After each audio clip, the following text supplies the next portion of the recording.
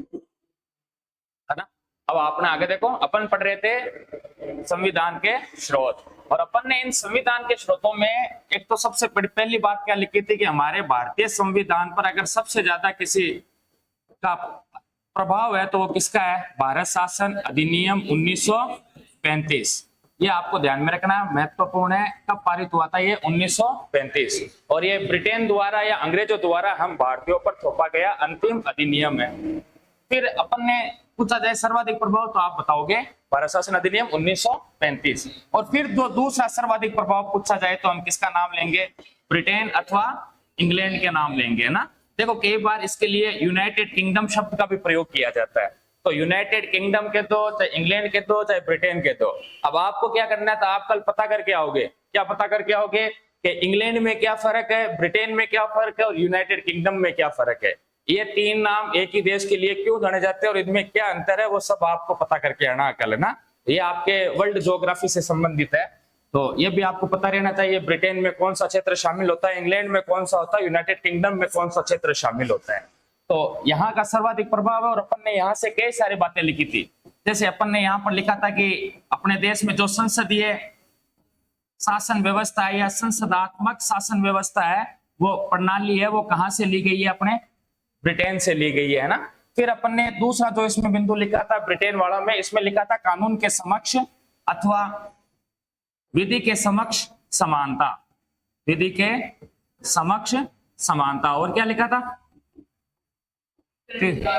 हाँ 3 नंबर लिखा था इकहरी नागरिकता है। हमारे भारत में कैसी नागरिकता है, इकहरी अथवा एकल नागरिकता है। अच्छा ये पूछा जाए कि दोहरी नागरिकता कहां पर है, तो क्या बताओगे आप, दोहरी नागरिकता तो यूएसए के अंदर है। कहां पर है, अमेरिका के अंदर। और यह पूछा जाए कि तिहरी नागरिकता कहां पर है, तो क्या बताओगे आप, स्विट्जरलैंड में बताओगे, है ना। कहां पर है तिहरी नागरिकता, स्विट्जरलैंड। और अपने भारत में कैसी नागरिकता है। अच्छा ये पूछा जाए कि ब्रिटेन में कैसी नागरिकता है, तो इकहरी नागरिकता हो जाएगी, है ना। फिर अपन ने 4 नंबर पॉइंट क्या पढ़ा था इसमें, हाँ नियंत्रक एवं महालेखा परीक्षक, controller and auditor of general, जिसका उल्लेख संविधान के अनुच्छेद 148 से 51 के बीच में किया गया। ये भारत सरकार के अकाउंट से संबंधित कार्य करता है। फिर अपन ने क्या लिखा था, हाँ महान्यायवादी का पद, और इसी महान्यायवादी को आप इंग्लिश में क्या कहते हो, अटॉर्नी जनरल। क्या कहा जाता है, अटॉर्नी ऑफ जनरल या महान्यायवादी के दो। मैंने कहा था कि ये भारत सरकार का वकील होता है। जब जब सुप्रीम कोर्ट में भारत सरकार को अपने वकील की जरूरत होती है, तब तक कौन जाता है उनका केस लड़ने के लिए, महान्यायवादी जाता है। और इसका किस अनुच्छेद में उल्लेख है, अनुच्छेद 76। फिर अपन ने 6 नंबर क्या लिखा था, हाँ नौकरशाही, हिंदी में क्या बोलते हैं इसको, नौकरशाही, और इंग्लिश में इसे क्या कहा जाता है, ब्यूरोक्रेसी। तो ये भी अपने भारत में जो व्यवस्थाएं चल रही है नौकरशाही की, ये भी अपने कहां से संबंधित है, तो ब्रिटेन से। और फिर क्या लिखा था 7 नंबर, देखो हाँ प्रधानमंत्री का पद है। जिस प्रकार ब्रिटेन के अंदर प्रधानमंत्री कार्य करता है, उसी प्रकार अपने भारत में करता है। और इसके अलावा एक और लिख सको, द्विसदनात्मक व्यवस्था, द्विसदन ऐसे लिख लो, द्विसदन, 2 सदन है ना अपने, अपने कितने सदन है, 2 सदन है। उसी प्रकार ब्रिटेन में भी 2 सदन होते हैं। ब्रिटेन में एक तो होता है हाउस ऑफ कॉमन, एक तो कौन सा होता है, हाउस ऑफ कॉमन, और एक होता है हाउस ऑफ लॉर्ड्स, है ना। हाउस ऑफ कॉमन की तुलना हमारे लोकसभा से की जाती है और हाउस ऑफ लॉर्ड्स की तुलना हमारी राज्यसभा से की जाती है ना। तो ये जो द्विसदन है, 2 सदन है, ये 2 सदन द्विसदनात्मक अवधारणा या द्विसदनात्मक प्रणाली भी पूछी जाए तो वो भी हमारे कहां से ली गई है, ब्रिटेन से ली गई है। तो पहला जो अपना स्रोत था वो था ब्रिटेन अथवा इंग्लैंड के संविधान से हमने क्या क्या कॉपी पेस्ट किया है ना। फिर अपन ने आगे इसमें शुरू किया था यूएसए का संविधान, के यूएसए के संविधान अथवा यूएसए से हमने क्या क्या प्रावधान लिए हैं। तो यूएसए में अपन ने पढ़े थे, यूएसए के 2, चाहे यूनाइटेड स्टेट ऑफ अमेरिका के 2, संयुक्त राज्य अमेरिका के 2। और यहाँ अपन ने जो सबसे पहले पढ़ा था वो पढ़ा था न्यायिक समीक्षा। क्या लिखा था, एक तो न्यायिक समीक्षा के 2, चाहे न्यायिक पुनरावलोकन के 2। अब इस पर अपन ने कल सारे से अच्छे से चर्चा की है कि पुनरावलोकन क्या होता है, क्या नहीं होता। दूसरा जो अपन ने बिंदु लिखा था वो लिखा था उपराष्ट्रपति का पद। क्या लिखा था, उपराष्ट्रपति का पद। और बताओ रे उपराष्ट्रपति के सैलरी कितनी होती है, वेतन कितना होता है, 4 लाख हुआ उपराष्ट्रपति को, हाँ 0 रुपया। उपराष्ट्रपति को कतो है 0। लेकिन ये उपराष्ट्रपति है वो किसके रूप में कार्य करता है राज्यसभा में? राज्यसभा का सभापति के रूप में कार्य करता है। तब इसकी सैलरी कितनी लाख रुपए होती है? 4 लाख। और इसमें कितनी होगी? तो 0 होगी, 0। उपराष्ट्रपति के लिए, उपराष्ट्रपति पद के लिए कोई वेतन नहीं दिया जाता है। ऐसे भी पूछा जा सकता है कि भारतीय संविधान का वह संवैधानिक पद जिसके बदले में किसी भी प्रकार का कोई भी वेतन नहीं दिया जाता, तो आप क्या बताओगे? उपराष्ट्रपति। अच्छा, ये पूछा जा सकता है कि निम्न में से किस सदन का सदस्य कभी उसका सभापति नहीं बनता? निम्न में से, अब लोकसभा राज्यसभा क्या है? तो सदन है। सवाल क्या पूछेगा कि निम्न में से किस सदन, ऑप्शन देगा इस प्रकार से आपको, लोकसभा, राज्यसभा, विधानसभा, विधान परिषद। सवाल क्या पूछा गया कि निम्न में से किस सदन का अध्यक्ष, निम्न में से किस सदन का अध्यक्ष अथवा सभापति उस सदन का सदस्य नहीं होता? तो राज्यसभा का जो सभापति है वो राज्यसभा का सदस्य नहीं होता। अब बात ध्यान रखिए। अब क्यों नहीं होता? क्योंकि इसका चुनाव ही किसके रूप में किया गया है? राष्ट्रपति के रूप में किया गया। और जो उपराष्ट्रपति होगा, उपराष्ट्रपति के रूप में इसका चुनाव किया गया है। राज्यसभा के सभापति का कोई चुनाव नहीं होता। चुनाव किसका होता है? उपराष्ट्रपति का। तो जो व्यक्ति उपराष्ट्रपति का चुनाव जीतकर उपराष्ट्रपति बनेगा वो ऑटोमेटिकली क्या बन जाएगा? राज्यसभा का सभापति। अब मुझे तो ये बताओ, ये जो राज्यसभा का सभापति बनाया, ये राज्यसभा के सदस्यों के द्वारा चुना गया है या फिर राज्यसभा का सदस्य है, या फिर राज्यसभा से कोई लेना देना नहीं है इसका? तो राज्यसभा से तो इसका कोई लेना देना नहीं है। बस इतनी बात है कि ये उपराष्ट्रपति है, इसलिए ये किस पद पर विराजमान है? राज्यसभा का सभापति है। अर्थात ये जो सभापति है वो पदेन होता है। और पदेन कौन होता है? उपराष्ट्रपति। जो उपराष्ट्रपति के पद पर है वो ऑटोमेटिकली राज्यसभा का सभापति। और वर्तमान में अपने कौन है? जगदीप धनखड़ जी, है ना। और ये किस जिले से बिलोंग करते हैं? तो झुंझुनू जिले से। कहां से बिलोंग है ये? झुंझुनू जिले से। अच्छा, ये बताया, पूछा जाए कि कोटा अपने लोकसभा का अध्यक्ष कौन है? तो ओम बिड़ला, है ना। लोकसभा के अध्यक्ष कौन है? ओम बिड़ला। और ये किस क्षेत्र से चुने जाते हैं? तो कोटा बूंदी के सांसद है। कोटा बूंदी क्षेत्र से ये मेंबर ऑफ पार्लियामेंट चुने गए हैं। तो वो भी बातें ध्यान में रखनी है। अच्छा, फिर 3 नंबर बिंदु क्या लिखा था अपन ने इसमें? वित्तीय आपातकाल। फिर अपन ने यहाँ पर 3 नंबर जो पॉइंट लिखा है वो क्या लिखा है? वित्तीय आपातकाल। और इस वित्तीय आपातकाल भारत में कितनी बार लगा रहे अब तक ये? एक बार। हाँ, एक बार भी नहीं लगा। एक बार परिस्थितियां बनी थी वित्तीय आपातकाल लगने की। वो परिस्थितियां कब बनी थी? 1991-92। और इस समय प्रधानमंत्री कौन थे? पीवी नरसिम्हा राव। कौन था? पीवी नरसिम्हा राव। और वित्त मंत्री कौन था? मनमोहन सिंह। तो ये भी आप ध्यान में रखना। पूछा ये जा सकता है कि 1991-92 की जो स्थिति थी, उस स्थिति के महंगाई के दौर में निम्न में से किस प्रधानमंत्री ने भारतीय सोने को, गोल्ड को विदेशी बैंकों में गिरवी रखना जायज समझा, या किसने निर्णय लिया? तो वो आप क्या नाम लोगे? पीवी नरसिम्हा राव। और साथ में वित्त मंत्री थे मनमोहन सिंह। तो ये भी आप ध्यान में रखना। इस समय हालात बने थे वित्तीय आपातकाल के, लेकिन वित्तीय आपातकाल आज तक अपने भारत में कभी भी नहीं लगा है। फिर अपन ने 4 नंबर क्या लिखा? हाँ, फिर अपन ने अनुच्छेद 14 की बातें की थी। 2 कथन पढ़े थे अनुच्छेद 14 के अंदर। एक तो था विधि के समक्ष समानता और एक विधियों से समान संरक्षण। विधि के समक्ष का मतलब है कि कानून के समक्ष, कानून के सामने सबके सब क्या है? समान है। और विधियों से संरक्षण, दूसरा जो पॉइंट है अपना वो है विधियों से समान संरक्षण। तो विधियों से जो समान संरक्षण का जो प्रावधान है, ये जो पंक्ति है वो कहां से ली गई है? वो भी अपने कहां से ली गई है? यूएसए के संविधान से कॉपी पेस्ट किया गया है। और क्या लिखा था? 4 पॉइंट लिखे थे। अब देखो, एक तो अपन ने यहाँ लिखा है न्यायिक पुनरावलोकन। क्या लिखा है? न्यायिक पुनरावलोकन। न्यायिक पुनरावलोकन शब्द का संविधान में कहीं पर भी उल्लेख नहीं है। अच्छा, अगर आपको यह पूछा जाए कि जो हमारे भारत की न्यायपालिका है वो न्यायपालिका स्वतंत्र है या फिर संसद के अधीन है, तो क्या बताओगे आप? अपन ने पीछे की जो कक्षाओं में संसद और सर्वोच्च न्यायालय की जो बातें की है, तो आपको उससे पता तो लगा होगा कि सर्वोच्च न्यायालय अर्थात हमारी जो न्यायपालिका वो कैसी है? स्वतंत्र न्यायपालिका। और ये स्वतंत्र न्यायपालिका के प्रावधान भी कहां से लिए गए हैं? भाई न्यायपालिका स्वतंत्र होगी, सर्वोच्च होगी, ये प्रावधान भी अपन ने कहां से लिए? अमेरिका से लिए। तो अगला आप लिखो 5 नंबर, स्वतंत्र न्यायपालिका। न्यायपालिका की जो स्वतंत्रता है वो अपन ने कहां से ली है?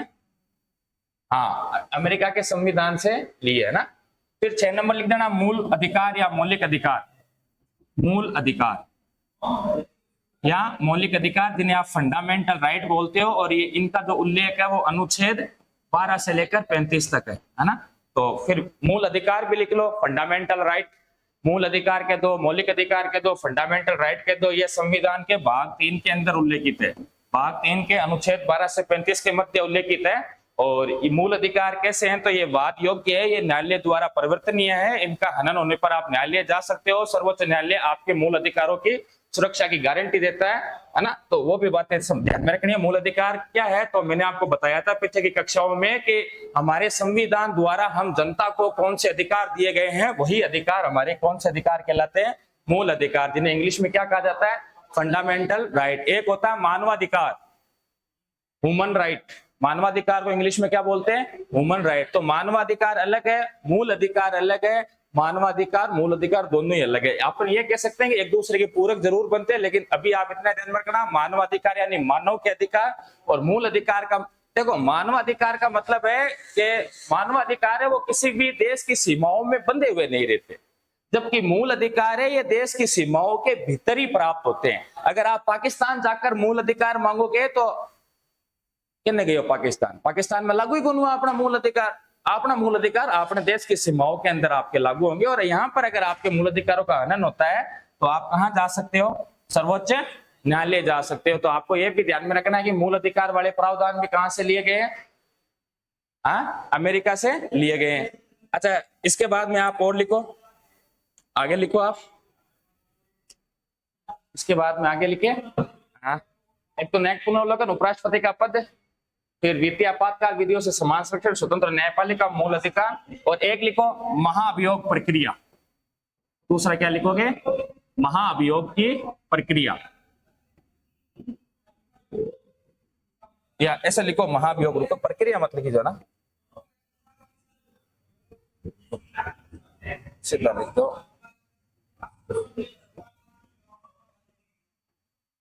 महाअभियोग। अनुच्छेद 61, अनुच्छेद 61 लिखो। क्या होता है महाअभियोग?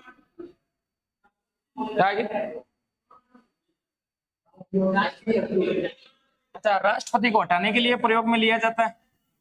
किसको हटाने के लिए? राष्ट्रपति को हटाने के लिए कौन सी प्रक्रिया अपनाई जाती है? महाअभियोग। महाअभियोग कब लगाया जाएगा? तो जब राष्ट्रपति संविधान का उल्लंघन करता हो या फिर संविधान का अतिक्रमण करता हो। क्या होना चाहिए इसका? भाई जो आधार है महाअभियोग को लगाने का, वो महाअभियोग को लगाने का आधार क्या है कि राष्ट्रपति पर आरोप किसका होना चाहिए? संविधान के अतिक्रमण का। किसका?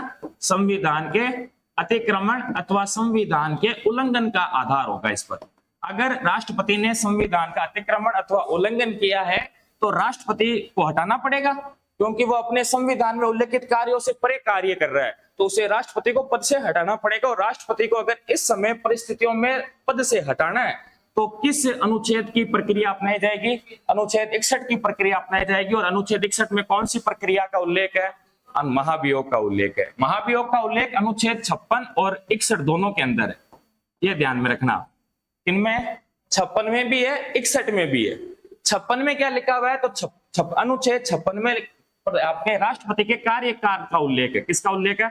कार्यकाल। और इसी कार्यकाल वाले अनुच्छेद 56 में लिखा हुआ है कि अगर राष्ट्रपति संविधान का अतिक्रमण अथवा उल्लंघन करता है तो उसे किस प्रक्रिया से हटाया जाएगा?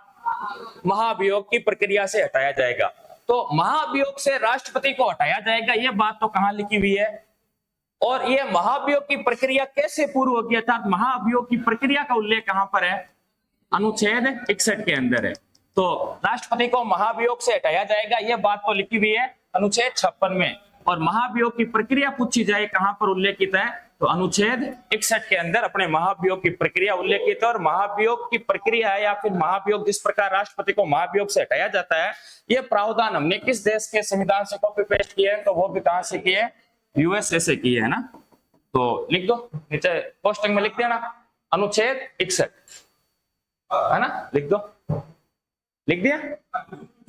अच्छा, कोई और ऐसी बात जो अपन ने यूएसए के बारे में पढ़ी और अपन ने लिखी नहीं हो, अरे है कि कोई आंगली बात है, कौन है? चलो उसके बाद लिखो आप, अगला लिखो आप आयरलैंड लिखो, फिर 3 नंबर लिखो आयरलैंड। आयरलैंड कहां पड़ता है आयरलैंड?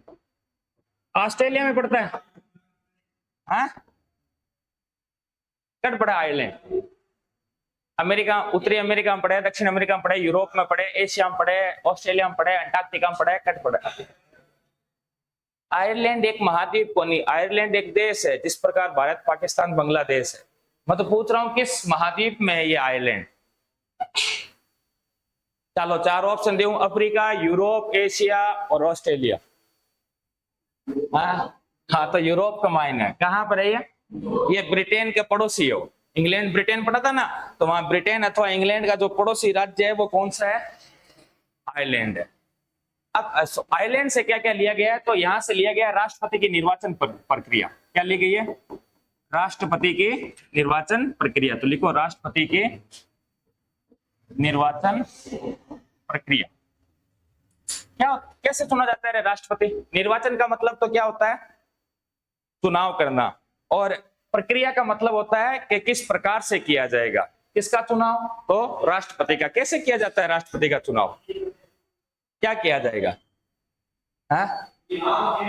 तो राष्ट्रपति का चुनाव है वो आनुपातिक प्रतिनिधित्व की एकल संक्रमण पद्धति के द्वारा किया जाता है। किसके द्वारा? आनुपातिक प्रतिनिधित्व की एकल संक्रमणीय मत प्रणाली द्वारा। राष्ट्रपति का चुनाव कैसे किया जाता है? आनुपातिक प्रतिनिधित्व की एकल संक्रमणीय मत प्रणाली के द्वारा। अब ये आनुपातिक प्रतिनिधित्व की एकल संक्रमणीय मत प्रणाली क्या होती है, ये तो पढ़ेंगे अपन जब राष्ट्रपति पढ़ेंगे ना, उस समय राष्ट्रपति के समय अपन चर्चा करेंगे ये कि आनुपातिक प्रतिनिधित्व की एकल संक्रमणीय मत प्रणाली क्या है। लेकिन अभी तो आप इतना जरूर ध्यान में रखो कि राष्ट्रपति के चुनाव में भाग कौन लेता है। जैसे एमएलए के चुनाव में वोट कौन डालते हैं? एमएलए का चुनाव जगह 25 नवंबर का हो तो आपा जनता।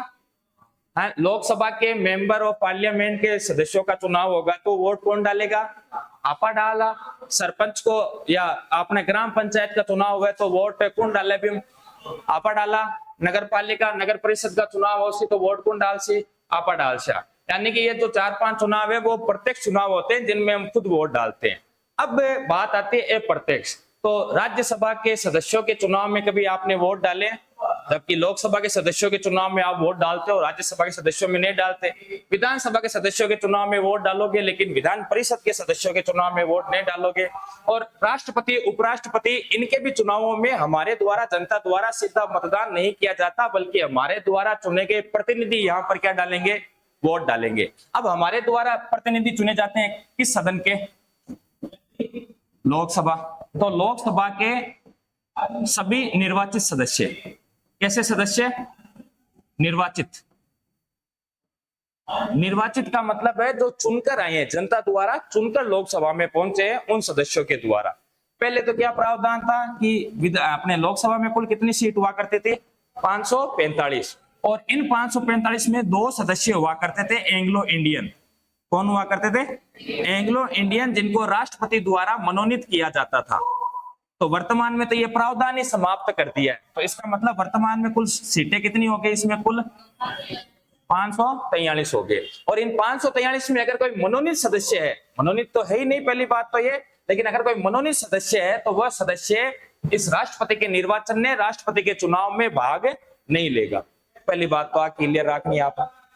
तो पहला पॉइंट तो हो गया कि इसमें लोकसभा के सभी निर्वाचित सदस्य भाग लेंगे। दूसरा, राज्यसभा, राज्यसभा के जितने भी निर्वाचित सदस्य हैं वो भी क्या लेंगे? इसमें भाग लेंगे। जैसे राज्यसभा में कुल सदस्य हैं कितने, 245। इनमें से जो 233 सदस्य हैं ये तो होते हैं निर्वाचित, और 12 सदस्य होते हैं ये क्या होते हैं, मनोनीत। तो मुझे ये बताओ कि राज्यसभा के 245 सदस्य राष्ट्रपति के चुनाव में भाग लेंगे या फिर केवल और केवल 233 सदस्य राष्ट्रपति के चुनाव में भाग लेंगे, 233। अच्छा, इन 12 सदस्यों को मनोनीत कौन करता है, राष्ट्रपति करता है। अब मनोनीत सदस्यों को क्यों भाग नहीं ले सकते, तो इसलिए नहीं ले सकते क्योंकि यह राष्ट्रपति के द्वारा मनोनीत होता है।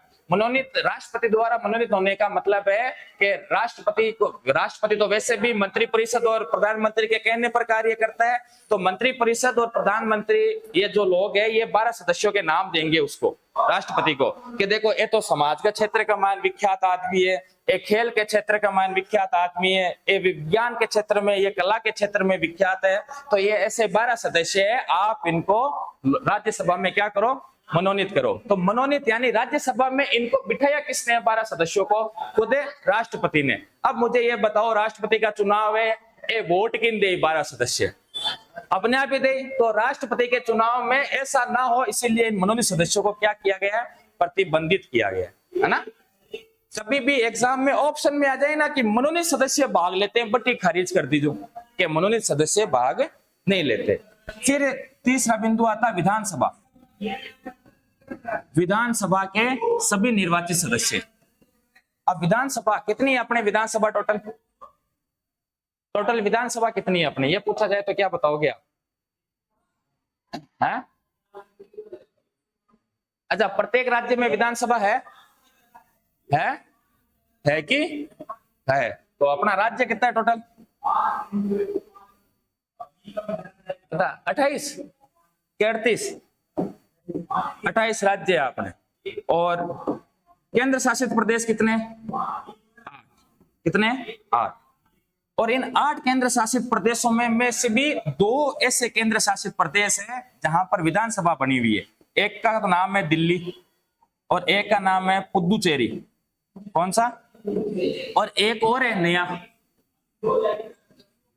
लेकिन अभी तक यहां पर चुनाव नहीं हुए हैं, और यहाँ की विधानसभा है वो अभी भी भंग की हुई है। जब नई विधानसभा बन जाएगी तब ऑटोमेटिकली राष्ट्रपति के चुनाव में भाग लेंगे, लेकिन वर्तमान में यहाँ पर विधानसभा नहीं है, कार्यरत नहीं है। इसलिए ध्यान में रखना कि 28 + 2 कुल कितनी विधानसभा के सदस्य इसमें भाग लेंगे, 30।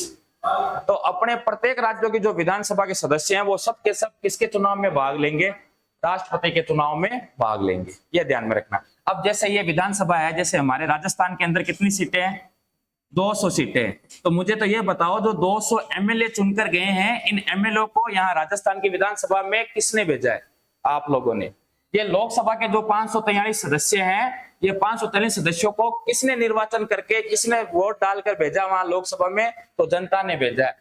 अब बताओ, राज्यसभा में कौन वोट डाले, कौन राज्यसभा का माए राजस्थान का 10 सदस्य भेजे, गुजरात का सदस्य भेजे, तो ये भेजे राज्यसभा के सदस्य कहां से चुनकर जाते हैं, विधानसभा से। हमारे द्वारा जो एमएलए चुने हुए हैं, यही एमएलए राज्यसभा के सदस्यों का क्या करते हैं, चुनाव करते हैं, ध्यान में रखना है ना। तो इनका भी चुनाव अब देखा जाए तो अप्रत्यक्ष रूप से अपन ने किया है ना, और बाकी यहाँ पर 2 सदस्य हैं, इनको अपन ने प्रत्यक्ष रूप से चुनकर भेजा। और यह ध्यान में रखना कि मनोनीत सदस्य कहीं पर भी भाग नहीं लेते, केवल और केवल कौन से सदस्य भाग लेते हैं, निर्वाचित सदस्य भाग लेते हैं। कौन, कहाँ कहाँ के, तो लोकसभा, राज्यसभा और विधानसभा, यहाँ तीनों जगहों के जो निर्वाचित सदस्य है वो भाग लेंगे। किसके अंदर भाग लेंगे, तो राष्ट्रपति के निर्वाचन के अंदर लेंगे। प्रक्रिया ये तो अपन ने बताया सदस्य कौन कौन है, प्रक्रिया पढ़ेंगे, और किस प्रक्रिया से ये होता है, हाँ, अनुपातिक प्रतिनिधित्व की एकल संक्रमणीय मत प्रणाली द्वारा पढ़ेंगे। अनुपात क्या, अनुपात है क्या, प्रतिनिधित्व है क्या, एकल संक्रमणीय है, वो सारी बातें अपन आगे पढ़ेंगे। अभी तो आप इतना ध्यान में रखो, ये 3 पॉइंट यहाँ से कि राज्यसभा, राष्ट्रपति के चुनाव में ये 3 जने भाग लेते हैं, और इनका चुनाव किस प्रकार होता है, अनुपातिक प्रतिनिधित्व की एकल संक्रमणीय मत प्रणाली द्वारा। तो ये आयरलैंड के संविधान से अपना पहला प्रावधान हो गया। दूसरा प्रावधान लिखो, डीपीएसपी, राज्य के नीति निर्देशक तत्व,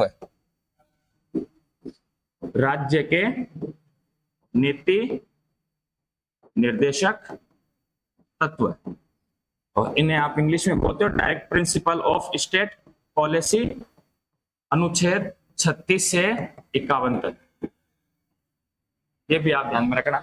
पढ़ेंगे हम आगे राज्य के नीति निर्देशक तत्व, यहाँ अनुच्छेद 36 से लेकर 51 तक की पूरी कहानी पढ़ेंगे, क्या है क्या नहीं है। लिख दिया। अभी मैंने आपको बताया था एक बिंदु के राज्यसभा में कितने सदस्य मनोनीत किए जाते हैं? 12 सदस्य। कितने सदस्य?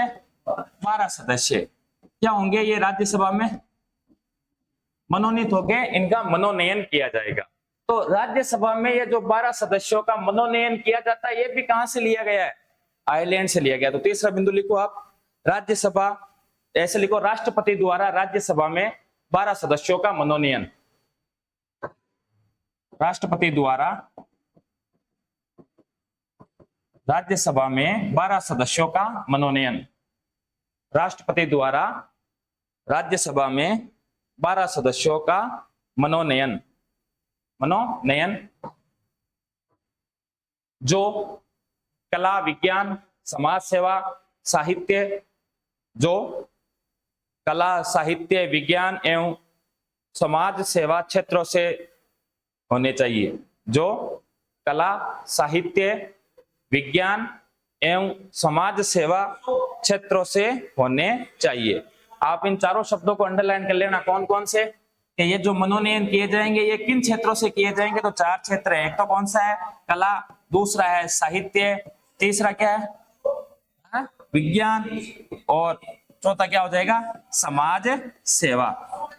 अब मुझे ये बताओ कि जैसे सचिन तेंदुलकर को राज्यसभा में भेजा गया था, है ना, मनोनयन करके, तो सचिन तेंदुलकर किस क्षेत्र से चुनकर गए थे? समाज सेवा से गए थे, विज्ञान से गए थे, साहित्य से गए थे, कला से गए थे?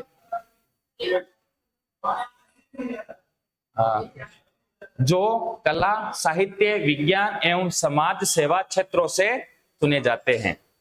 तो वो जो सचिन तेंदुलकर गए थे वो किस क्षेत्र से गए थे? कला से। कला का मतलब इसमें सब प्रकार की कला है। खेलना भी एक कला है, ताको कोई खाती है तो वह भी एक कला है, कोई लुहार है तो लुहार के पास भी एक कला है, नाई है तो नायकन भी कला है, सुनार है तो सुनारकन भी कला है, काट बाकी, है ना। तो वो जो कला क्षेत्र है, उस कला क्षेत्र, साहित्य क्षेत्र, विज्ञान क्षेत्र, समाज सेवा क्षेत्र, यहाँ से 12 सदस्य क्या किए जाते हैं? राष्ट्रपति द्वारा मनोनीत किए जाते हैं। बात समझ में आई क्या? हाँ, याद रह जैसी लाइन। हाँ, तो ये जो 3 चीजें हो गई अपने आयरलैंड से, कौन कौन सी? एक तो कौन सी हो गई? राष्ट्रपति के निर्वाचन की प्रक्रिया। फिर कौन सी हो गई? राज्य के नीति निर्देशक तत्व। और 3 नंबर कौन सा हो गया? राष्ट्रपति द्वारा राज्यसभा में 12 सदस्यों का मनोनयन। अब एक चीज ध्यान में रखना, आप है ना यार थोड़ी 1-2 लाइन है ना जगह छोड़ दिया करो, है ना। जैसे यूएसए में भी छोड़ी होगी, नहीं छोड़ी तो 1-2 लाइन छोड़ दिया करो। कई बार कहीं हुआ कि रेर पाचो दिमाग में आवे कि यार 5 बार कौन लिखवाई, है ना। तो 2-4 जगह रहनी चाहिए, इनमें भी 1-2 लाइन छोड़ दो। फिर लिखो कनाडा। फिर लिखो आप 4 नंबर देश लिखो, कनाडा। कनाडा, कनाडा, कनाडा लिख दियो। कनाडा कहाँ पड़ता है कनाडा? हाँ, विदेश में पड़े तो ये पड़ता है आपके अमेरिका के नॉर्थ में, है ना। आप देखोगे ना यूएसए, अमेरिका, उत्तरी अमेरिका में 3 देश है मोटा मोटी। सब वो नीचे तो है मेक्सिको, मेक्सिको के ऊपर है यूएसए, यूएसए के ऊपर है कौन सा?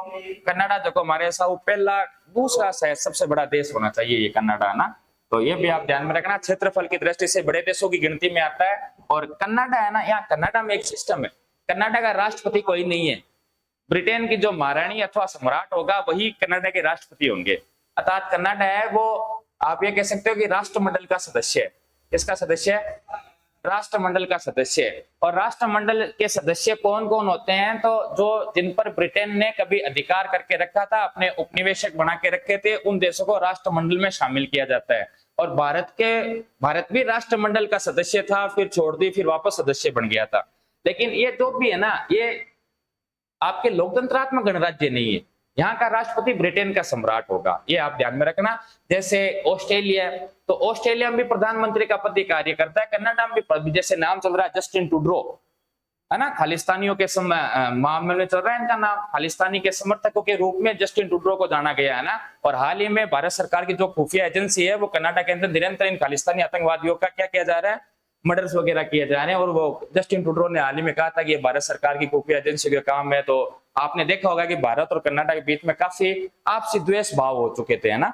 तो कनाडा को झुकना भी पड़ा था। तो ये जो करंट अफेयर्स है वो भी आप ध्यान में रखना। पूछा जा सकता है कि कनाडा के प्रधानमंत्री का नाम क्या है, तो ध्यान में रखना कनाडा के प्रधानमंत्री का क्या नाम है, जस्टिन ट्रूडो। क्या नाम है, जस्टिन ट्रूडो। और ब्रिटेन के प्रधानमंत्री को क्या नाम है, ऋषि सुनक। क्या नाम है, ऋषि सुनक। तो ये भी आप ध्यान में रखना। देखो कनाडा से क्या लिया गया है, तो कनाडा से जो पहला महत्वपूर्ण है वो है राज्यपाल का पद। कौन सा पद, राज्यपाल का पद। अब ये राज्यपाल का पद क्यों जरूरत पड़ी, राज्यपाल को संविधान सभा ने जब राज्यपाल पद पर चर्चा की थी तो काफी लंबी जिद बहस चली थी। आप सब जानते हो राज्यपाल क्या होता है, राज्यपाल पता है कौन होता है राज्यपाल, अभी राजस्थान का राज्यपाल कौन है, हाँ वो एक ही है, लाला 5-6 सालों फिल्टे को नहीं, है ना। तो अभी वर्तमान में कौन है, कलराज मिश्र। क्या आपने कलराज मिश्र का चुनाव किया था या फिर केंद्र सरकार ने भेजा वहां पर, केंद्र सरकार ने भेजा। इसका मतलब है ये जो राज्यपाल है, ये राज्यपाल क्या होता है, केंद्र सरकार का अथवा तो राष्ट्रपति किसके अनुसार कार्य करेगा, मंत्रिपरिषद के अनुसार कार्य करेगा, मंत्रिपरिषद की सहायता से कार्य। राष्ट्रपति खुद आपकी मर्जियों की कौन कर सके, हाँ सारी शक्तियां राष्ट्रपति में निहित है, लेकिन वो कर कुछ नहीं सकता। वो किसके कहने पर कार्य करेगा, मंत्रिपरिषद के कहने पर।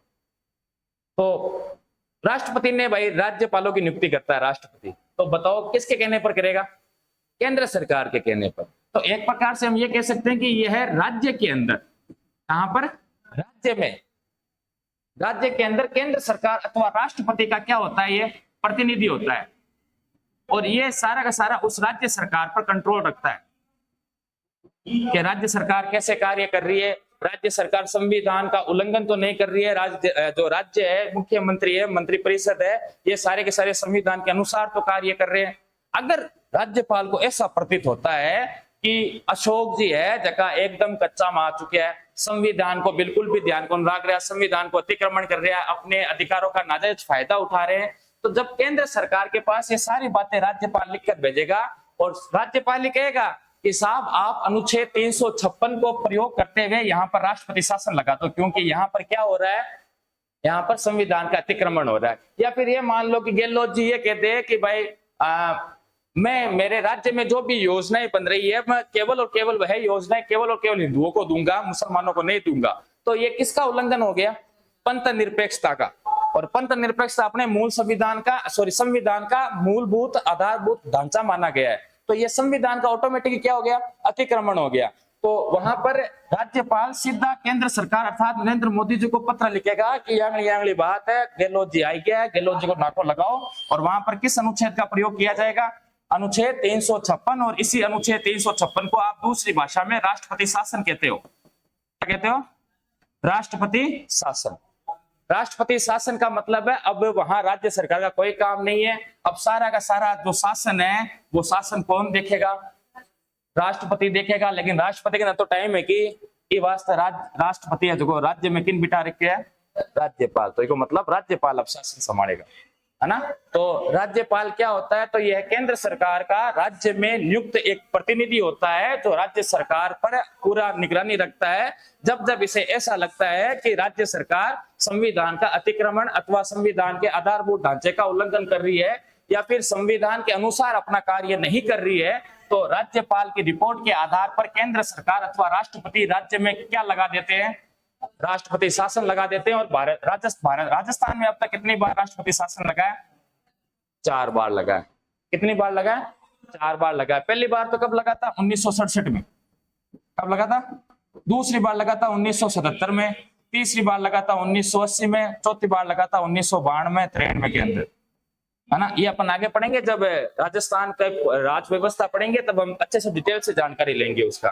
फिलहाल तो इतना ध्यान में रखो कि राज्यपाल का पद कहां से लिया गया है, तो कनाडा से लिया गया। लिख लिया राज्यपाल का पद। फिर 2 नंबर लिखो आप, 2 नंबर लिखो, 2 नंबर आप लिखो अवशिष्ट शक्तियां। नंबर लिखो, अवशिष्ट शक्तियां, अवशिष्ट अवशिष्ट शक्तियां किसके पास होगी? केंद्र सरकार के पास होगी। किसके पास? केंद्र सरकार के पास।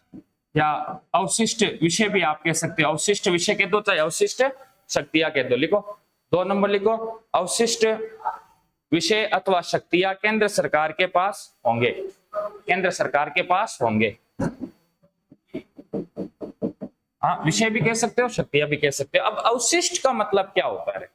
अवशिष्ट, हाँ, अवशिष्ट, अवशेष बोला नहीं, अवशेष, तो अवशिष्ट यानी अन्य। जैसे मैंने आपको अभी अपने थोड़े दिन पहले अपने चर्चा चल रही थी, एक चर्चा ये चल रही थी कि हमारे संविधान की जो 7वीं अनुसूची है, कौन सी अनुसूची? 7वीं अनुसूची, इसमें विषयों का अथवा शक्तियों का अथवा सत्ता का बंटवारा किया गया, विभाजन किया गया। किनका? विषयों का, शक्तियों का अथवा सत्ता का विभाजन किया गया है। और इसी सत्ता के विभाजन के रूप में 3 सूचियां है 7वीं अनुसूची में। कितनी सूची है? 3। पहली तो है संघ सूची, जिसके अंदर वर्तमान में 100 विषय हैं। दूसरी होती है राज्य सूची, जिसके अंदर वर्तमान में 61 विषय हैं। तीसरी होती है संवर्ती सूची, और इसमें वर्तमान में 52 विषय हैं।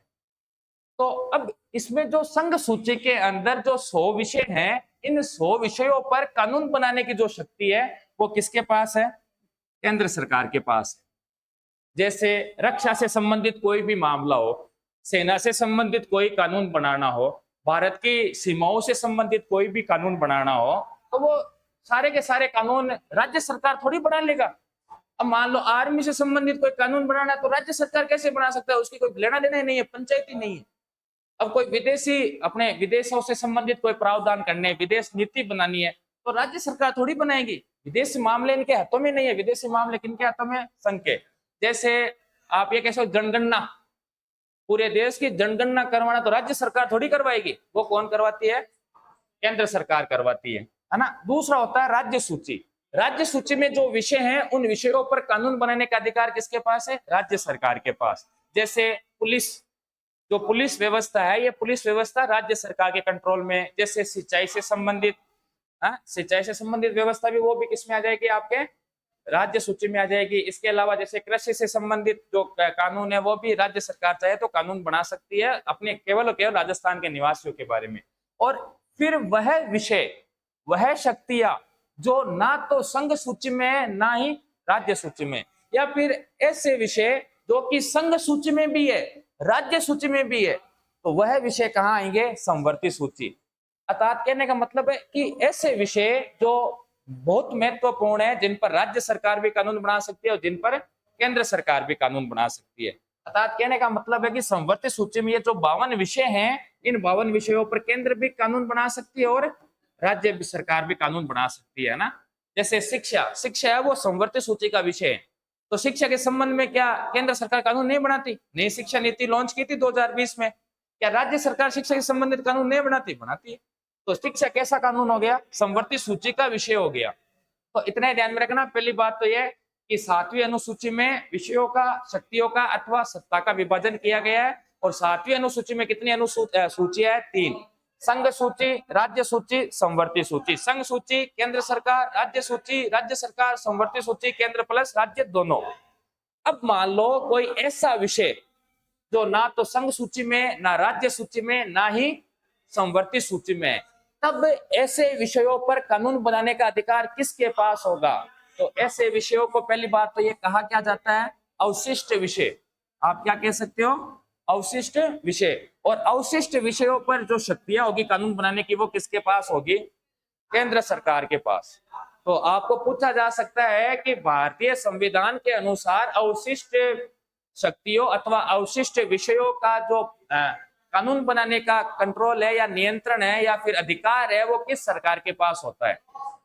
और ये अवशिष्ट शक्तियों पर कानून बनाने का अधिकार केंद्र सरकार के पास होगा। यह प्रावधान किस देश के संविधान से लिया गया है? तो क्या बताओगे आप? कनाडा से लिया गया। फिर इसमें एक पॉइंट और आपके लिए महत्वपूर्ण है, वो है राज्यों की तुलना में केंद्र अधिक शक्तिशाली। 3 नंबर लिखो आप। देखो, राज्यों की तुलना में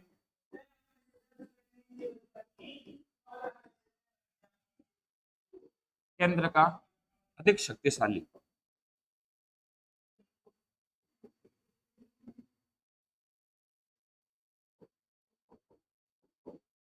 देखो, राज्यों की तुलना में केंद्र का अधिक शक्तिशाली होना, केंद्र का अधिक शक्तिशाली होना। कैसे, क्या वास्तव में ये प्रावधान लागू होते हैं या फिर राज्य में ज्यादा ताकत होती है? राज्य सरकारें ज्यादा स्वतंत्र है या केंद्र सरकार ज्यादा स्वतंत्र है? केंद्र से। राज्य सरकार आप यहाँ कह सको कि जैसे अपन आप जब इतिहास पढ़ोगे तो आपने जैसे अभी मिडाइवल पढ़ रहे हो आप, है ना, मध्यकालीन भारत, तो आपने मुगल वगैरह शुरू किए होंगे, दिल्ली सल्तनत पढ़ा होगा।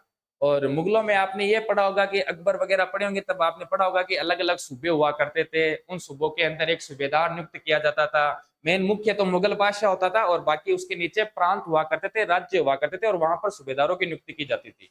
तो प्रांत के अंदर जो कानून बनाया करता था वो सूबेदार अपने हिसाब से चला करता था, और वहां से एक निश्चित भाग है वो केंद्र सरकार यानी बादशाह को दिया करता था। तो उस समय में भी केंद्र अधिक ताकतवर था। केंद्र चाहता तब जाता तो भाई राज्यों के अलग अलग नियुक्ति कर सकता था, सूबेदारों को अलग अलग पद अलग अलग जगह हस्तांतरण कर सकता था। उसी प्रकार यहाँ पर भी यही सिस्टम है। बस इतना ही बात है कि सूबेदार की जगह अब राज्यपाल बना दिया और जनता द्वारा निर्वाचित पद को इन्होंने मुख्यमंत्री का नाम दे दिया। लेकिन जब मान लो कोई आपातकालीन समय है, आपातकालीन समय का मतलब चाहे किसी देश से अपना युद्ध हो गया होगा, या फिर किसी देश ने हमारे ऊपर आक्रमण कर दिया होगा, या फिर हम ये कह सकते हैं कि देश के अंदर आंतरिक दंगे शुरू हो गए होंगे, या किसी राज्य विषय में कोई दंगे शुरू हो गए होंगे, तो इन सब पर कंट्रोल किसके पास रहेगा? फिर केंद्र के पास। जैसे आपातकाल लग गया, मान लो कि इधर पाकिस्तानी सीमा पर पाकिस्तानियों ने हमला कर दिया, तो अब यहाँ की जो कानून व्यवस्था है वो सारी की सारी किसके पास चली जाएगी? केंद्र के पास। राज्यसभा को सॉरी राज्यों की विधानसभा को भंग तो नहीं किया जाएगा, लेकिन शक्तियां किसके पास चली जाएगी? केंद्र के पास। कहने का मतलब है कि जो राज्य, जो हमारा देश है वो संघ है, और इसके नीचे अलग अलग 28 क्या है? प्रांत है, या हम कह सकते हैं राज्य है। और यहां से ये शक्तियां कहाँ दी गई है? नीचे की तरफ दी गई है। इसको कहा जाता है विकेंद्रीकरण। क्या कहते हैं? विकेंद्रीकरण। और जब ये शक्तियां यहां से वापस ऊपर दी जाएगी उसको कहा जाता है केंद्रीकरण। जब नीचे किसी के पास शक्तियां ना हो, केवल एक ही बंदे के पास हो, तो उसको क्या कहते हैं? केंद्रीकरण। और जब किसी एक बंदे के पास शक्तियां और वो अपनी शक्तियों को नीचे बैठे व्यक्तियों को हस्तांतरण कर देता है, तब वो क्या कहलाती है? विकेंद्रीकरण। तो भारत विकेंद्रीकरण व्यवस्था ही है, लेकिन आपात समय में ये सारी की सारी शक्तियां कहाँ चली जाती है? केंद्र में चली जाती है। कहने का मतलब है कि राज्यों की तुलना में अधिक शक्तिशाली कौन होगा? केंद्र सरकार अधिक शक्तिशाली होगी। और यह प्रावधान भी कहां से लिया गया है? तो क्या बताओगे आप? कनाडा से लिया गया है। फिर लिखो आप ऑस्ट्रेलिया। 3 नंबर 5 नंबर लिखो ऑस्ट्रेलिया। ऑस्ट्रेलिया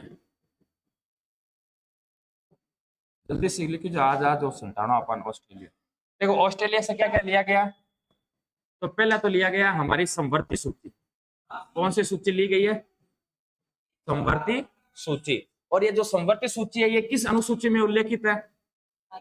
7वीं अनुसूची में उल्लेखित है। किस अनुसूची में? 7वीं। और समवर्ती सूची का मतलब क्या होता है कि इस पर कानून है। इसमें जो 52 विषय हैं, कितने विषय इसमें टोटल? 52 जो विषय है, इन 52 विषयों पर कानून कौन बनाएगा? तो इन पर चाहे तो केंद्र सरकार भी बना सकती है और इन पर चाहे तो राज्य सरकार भी बनाया जा सकती है। तो ये जो समवर्ती सूची है, पूछा जाए कि भारतीय संविधान के 7वीं अनुसूची में उल्लेखित समवर्ती सूची किस देश के संविधान से प्रभावित है? तो ऑस्ट्रेलिया। फिर अपन ने एक लिखा था पीछे प्रस्तावना की भाषा, तो लिख दो 2 नंबर लिख दो प्रस्तावना की भाषा। जैसे हम भारत के लोग, है ना, तो 2 नंबर लिखो प्रस्तावना की भाषा, 1 नंबर लिखो आप समवर्ती सूची। और विषय कितने हैं समवर्ती सूची में? 52। फिर लिखो आप जर्मनी। 6 नंबर लिखो जर्मनी। देखो जर्मनी वाले है ना, ये आपको किताबों में कंफ्यूज करेगा। थे किताब पढ़ रहा हो और पाछा मन आर्कियों के सती थे गलत लिखा दियो। तो आप किताबों में क्या पढ़ोगे? किताबों में लिखा हुआ है कि जर्मनी से आपातकालीन प्रावधान लिए गए। क्या लिए गए? जर्मनी से क्या लिए गए? आपातकालीन प्रावधान। किताबों में ये लिखा हुआ मिलेगा आपको, जो कि एकदम क्या है, गलत है। अब जर्मनी से वास्तव में हमारे संविधान में क्या लिया गया है? तो जर्मनी के एक पहले अलग अलग राज्य में बटा हुआ था, और यहाँ पर जो प्रसिद्ध था वो था वाइमर गणराज्य। तो वाइमर गणराज्य अथवा जर्मनी के संविधान से आपातकाल में, किस समय? आपातकाल अथवा इमरजेंसी में, आपातकाल में मौलिक अधिकारों का निलंबन, मौलिक अधिकारों को निलंबित करने की शक्ति या निलंबन करना, मतलब समझते हो? आपातकाल में मौलिक अधिकारों का निलंबन। जैसे मैंने कहा कि भाई मौलिक अधिकारों में हमें स्वतंत्रता दी गई है। मूल संविधान में 7 प्रकार की स्वतंत्रता थी, सॉरी 7 प्रकार के मूल अधिकार थे, और वर्तमान में 6 प्रकार के मूल अधिकार है। पहला मूल अधिकार है कौन सा? समानता का अधिकार। दूसरा है स्वतंत्रता का अधिकार। तीसरा है शोषण के विरुद्ध अधिकार। चौथा है धार्मिक स्वतंत्रता का अधिकार। पांचवा है शिक्षा एवं संस्कृति का अधिकार। छठा है संवैधानिक उपचारों का अधिकार। अब इसमें कई प्रकार के अधिकार हमें दिए गए, जैसे अनुच्छेद स्वतंत्रता का अधिकार, उसमें हमें पूरे देश में कहीं पर भी निवास करने की स्वतंत्रता है, भ्रमण करने की स्वतंत्रता है, व्यापार करने की स्वतंत्रता है ना, पूरे देश में घूमने की स्वतंत्रता है। लेकिन मान लो आपातकाल लगा हुआ है। क्या लगा हुआ है? आपातकाल लगा हुआ है। तो क्या आपातकाल के दौरान आपके मूल अधिकारों को कम अथवा समाप्त किया जा सकता है? तो किया जा सकता है। अब आपने तो बोल दिया कि मूल अधिकार है मेरा घूमना फिरना, और देश में यहाँ युद्ध लड़े हुए हैं, आतंकवादी हमले हो रखे हैं। तो अगर आप उन परिस्थितियों में बाहर घूमोगे तो आपका क्या होगा? कांगरो कर जे कड़ी न कड़ी लड़ जैसो, और बांगो ने सिटो कड़ी भारत तड़ा के वो आतंकवादी का कांगरो काट, है ना। तो आपातकाल के समय में मौलिक अधिकारों को निलंबित करना, मौलिक अधिकारों को निलंबन करने की जो पावर है वो किस संविधान से ली गई है? जर्मनी के संविधान से। एग्जाम में कई बार पूछा गया। आपातकालीन प्रावधान तो हमारे 1935 का जो शासन अधिनियम था ना, उसमें भी थे, वो तो वहां से लिए गए। लेकिन ये पूछा जाए कि आपातकाल इमरजेंसी में मूल अधिकारों का निलंबन करने की प्रक्रिया हमने कहां से ली है, तो क्या बताओगे आप? जर्मनी से ली है ना। फिर लिखो दक्षिण अफ्रीका, ये एक ही है ना जर्मनी से। फिर लिखो आप दक्षिण अफ्रीका, साउथ अफ्रीका लिख दो, दक्षिण अफ्रीका लिख दो, दक्षिण अफ्रीका। और इसमें लिखो सबसे पहले संविधान संशोधन की प्रक्रिया। एक नंबर क्या लिखोगे? संविधान संशोधन की प्रक्रिया, प्रक्रिया। अनुच्छेद 368 कहां पर उल्लेखित है? ये 368 में। क्या होती है ये संविधान संशोधन की प्रक्रिया? संविधान संशोधन का मतलब तो आप लोग समझ गए होंगे, संविधान में संशोधन करना। और संशोधन करने का मतलब क्या होता है? काट छाट करना। क्या करना? काट छाट करना। कोई बात है उसको वहां से हटाना है तो संशोधन करना होगा। कोई नई बात है संविधान में जोड़ना है तो क्या करना पड़ेगा? संशोधन करना पड़ेगा। अब इसकी प्रक्रिया क्या है, अपने को विशेष क्या ध्यान में रखना है? इसकी प्रक्रिया। तो हमारा जो संविधान है उसमें इसकी 3 प्रकार की प्रक्रिया है। कितनी प्रक्रियाओं का उल्लेख किया गया? 3, जिनमें से 2 प्रक्रियाओं का उल्लेख कहां पर है?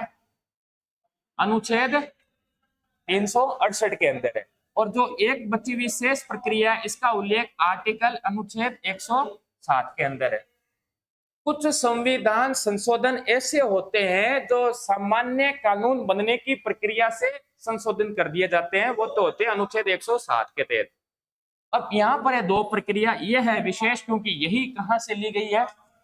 ये आपके दक्षिण अफ्रीका अर्थात साउथ अफ्रीका से ली गई है। अब इसके अंदर उल्लेख क्या है तो ध्यान से देखना। अपन ने स्टार्टिंग में चर्चा भी की थी कि हमारे भारतीय संविधान की जो प्रकृति है वो कैसी है? लचीला और कठोर दोनों है, याद है, अर्थात मिश्र है। तो ये जो लचीला कठोर प्रकृति है ना, वो किसके आधार पर है? संविधान संशोधन के आधार पर है, इसकी प्रक्रिया पर आधारित है। जैसे कुछ संविधान संशोधन ऐसे हैं जो कैसे हो जाएंगे? जो सामान्य कानून बनाए जाते हैं ना, उन तरीकों से संशोधन हो जाएंगे। लेकिन कुछ संशोधन ऐसे हैं जिनके अंदर अनुच्छेद 368 की अंदर उल्लेखित दो प्रक्रियाओं का उल्लेख करना पड़ता है, इनका प्रयोग करना पड़ता है। अब ये दो प्रक्रिया किस प्रकार होती है, तो इनमें जो पहली प्रक्रिया वो क्या होती है, मान लो कि सरकार को कोई संशोधन करना है, या ऐसे मान लो कि सरकार को नॉर्मल कोई भी संशोधन करना होगा, तो सरकार क्या करेगी, सबसे पहले तो एक प्रस्ताव बनाएगी, एक बिल बनाएगी। संशोधन करने के लिए सरकार पहले क्या बनाएगी, एक प्रस्ताव बनाएगी, या इसी को आप कहते हो बिल, या इसी को आप और क्या कहते हो, विधेयक। अब ये तैयार किया जाएगा, और तैयार करने के बाद उसी प्रकार लोकसभा या राज्यसभा, जिसमें आप चाहो वहां पर सबसे पहले रख सकते हो। मान लो आपने सबसे पहले लोकसभा में रख दिया, या फिर मान लो आपने कहाँ रख दिया, राज्यसभा में।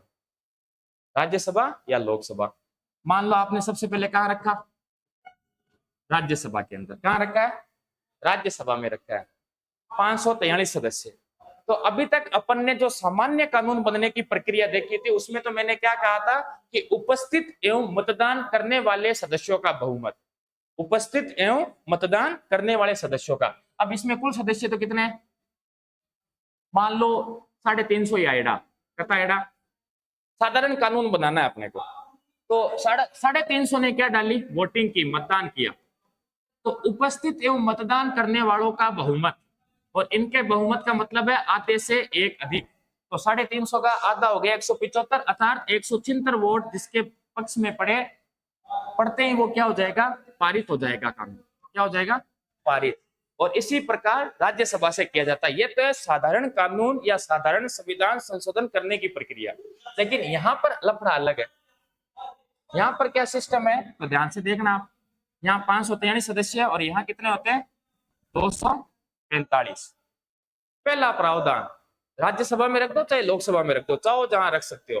पहला प्रावधान क्या है कि उपस्थित एवं मतदान करने वालों का, किनका, उपस्थित एवं मतदान करने वाले, यानी कि एक तो उपस्थित कितने, उपस्थित और मतदान करने वाले। मान लो उपस्थित एवं मतदान करने वाले ऊपर 350 अट भी मान लिया, कितना 350 मेंबर ऐड है, 543 में कितना ऐड है, 350। अब इसमें दो शर्तें, या तो इनका आधे से अधिक, इनका आधे से अधिक 543 का, और 543 का आधे से अधिक कितना होगा, 272, या फिर उपस्थित एवं मतदान करने वालों का 2/3, कितना, 2/3। अब इसका 2/3 निकालो, 10, मान लो 360 आएगा, यान मान लो, तो 120 बार कट गया, और 120 कितना हो गया, 240। या तो कुल सदस्यों का बहुमत, पहली शर्त तो क्या है, कुल सदस्यों का बहुमत, अथवा उपस्थित एवं मतदान करने वालों का 2/3 बहुमत। इन दोनों में जो अधिक हो वो। अब इन दोनों में अधिक क्या है, ये बहुमत अधिक है, तो कितने सदस्यों का उसके पक्ष में वोट डालना जरूरी है, 272। अब मान लो यहाँ पर सदस्य 450 आएगा है, कितना सदस्य आएगा है, 450 सदस्य आएगा है। अब बात 350 की बात करिए अपन। अब मान लो 450 आएगा है, उपस्थित और मतदान करने वाले कितने हैं, 450। अब इनका 2/3 लगेगा कि इनका 2/3, तो इनका 2/3, और इनका 2/3 कितना हो जाएगा, कितना हो जाएगा। अब बताओ ज्यादा कौन से हैं, अब ये वाले। तो अब आपको इनका बहुमत चाहिए, 300 पक्ष में चाहिए आपको, तब जाकर वो कहां से पारित होगा और फिर कहां आएगा। और सेम ही शर्तें ये, या तो इसका बहुमत, और इसका बहुमत कितना हो जाएगा, 46 का आधा हो गया 23, यानी बहुमत का मतलब हो गया 123 सांसद अपने पक्ष में होने चाहिए, या फिर वही उपस्थित अथवा मतदान करने वालों का 2/3। किनका 2/3, उपस्थित और मतदान करने वालों का। अब यहाँ पर 123, और मान लो उपस्थित और मतदान करने वाले आपके 180 जने, कितने, 180 जने, तो 2/3 देखना पड़ेगा इसका, तो 60 बराबर 120। तो राज्यसभा से भी वही शर्त है पारित करवाने की, या तो कुल सदस्यों का बहुमत या उपस्थित एवं मतदान करने वालों का 2/3 बहुमत, इन दोनों में से जो अधिक हो। अब अधिक क्या है, बहुमत है, तो कितने सदस्य चाहेंगे, कि ये जो 180 सदस्य आए हुए हैं, इन 180 सदस्यों में से कितने सदस्यों का बहुमत जरूरी है? 123। अब मान लो सदस्य 180 को नहीं, मान लो 210 आएगा सदस्य, तो कितनी बार कट गयो? तो 7 दूनी 14, 140। अब बताओ ज्यादा कौन सा? ओ, 2 ज्यादा है, तो अब कौन सा बहुमत चाहिए? तो ये 140 सीटों वाला बहुमत चाहिए। फिर ये जाएगा कहां पर? राष्ट्रपति के पास। कहां जाएगा? राष्ट्रपति के पास। और राष्ट्रपति जैसे ही इस पर हस्ताक्षर करेगा, ये क्या हो जाएगा? संशोधन हो जाएगा, संशोधन लागू है। तो ये तो अपनी पहली प्रक्रिया थी। कैसी प्रक्रिया? पहली प्रक्रिया अपन ने पढ़ी है ये। अब देखो दूसरी प्रक्रिया, दूसरी संशोधन की जो दूसरी प्रक्रिया, इसमें क्या होता है? तो वही सेम ही सिस्टम है अपनी, ये कह सकते हैं कि समान प्रक्रिया।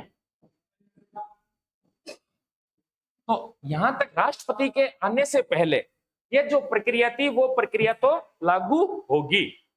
बात समझ में तो आ रही है ना भाई? यहाँ राष्ट्रपति के लोकसभा राज्यसभा से पारित होने के बाद राष्ट्रपति के पास गया, अब राष्ट्रपति के पास मत भेजो, यहां से पारित करवा लिया, कुल सदस्यों का बहुमत अथवा उपस्थित एवं मतदान सदस्यों के बहुमत, इनमें से जो अधिक हो, वहां से बहुमत पारित हो गया, आपके प्रस्ताव संशोधन लोकसभा राज्यसभा से। फिर ये कहा जाएगा, तो यह लोकसभा से पारित होने के बाद इसी प्रकार, और फिर राज्यसभा से, या फिर पहले लोकसभा से या फिर बाद में लोकसभा से कर लो, है ना। फिर ये जाएगा अपने जितनी भी विधानसभाएं हैं, क्या है अपने राज्यों के अंदर, विधानसभाओं के पास जाएगा। और अपने कितनी है? 28 + 2 30 विधानसभाएं। कितनी है टोटल? अब इन 30 में से आधी विधानसभाओं का बहुमत है। कहने का मतलब है कि आधे राज्यों की क्या मिलनी चाहिए? स्वीकृति चाहिए आधे राज्यों की, अर्थात 15 राज्यों की स्वीकृति तो कम से कम चाहिए, 15 राज्य। और ये 15 राज्य सहमत है, तब ही जाकर संशोधन होगा। बात समझ में आई? मन तो आप बताओ कि अनुच्छेद 107 की संशोधन करे, बहुत ज्यादा कठिन है या फिर अकठिन है कि अकठिन है? देखो आप भी कठिन है, आप भी कठिन है। आ थोड़ी सी ई बीच इजी है, तुलना तक देखा जाए तो ये थोड़ा आसान प्रतीत होता है, और ये उससे भी टिपिकल कठिन प्रतीत होता है, क्योंकि 15 राज्यों की विधानसभाओं से स्वीकृति लेना बस की बात नहीं है। वहां पर अलग अलग राज्यों के दलों की सरकारें होती है। बात समझ में आई, है ना। तो संविधान संशोधन की प्रक्रिया पूछी जाए तो आप क्या बताओगे? दक्षिण अफ्रीका के संविधान से। फिर आप एक लास्ट और लिख दो, 11:04 होगी, 2 मिनट क्या रे बस, लास्ट है, लिखो फ्रांस।